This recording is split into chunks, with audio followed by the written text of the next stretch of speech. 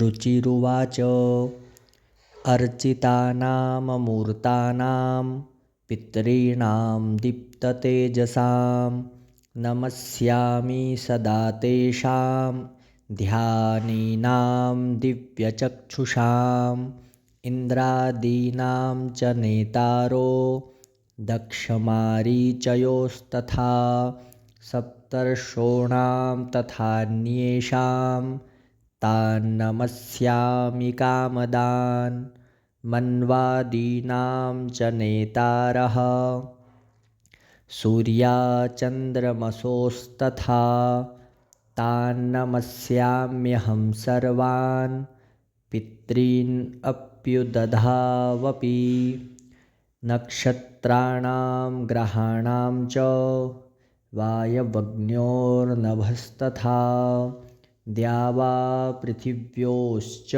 तथा नमस्यामि कृताञ्जलिः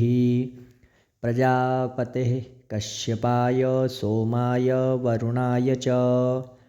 योगेश्वरेभ्यश्च सदा नमस्यामि कृताञ्जलिः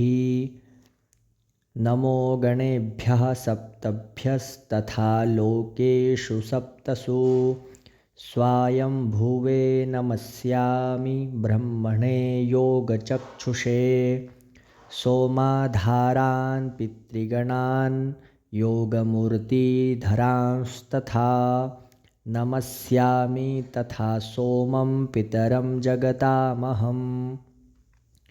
अग्निरूपांस्तथैवान्यान् नमस्यामि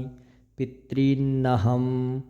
अग्निसोममयं विश्वं यत एतत् अशेषतः ये च तेजसि ये चैते सोमसूर्याग्निमूर्तयः जगत्स्वरूपिणश्चैव तथा ब्रह्मस्वरूपिणः तेभ्योऽखिलेभ्यो योगिभ्यः पितृभ्यो यतमानसः नमो नमो नमस्तेस्तु प्रसीदन्तु स्वधा भुजः प्रसीदन्तु स्वधा भुजः पितृस्तोत्रं सम्पूर्णम्।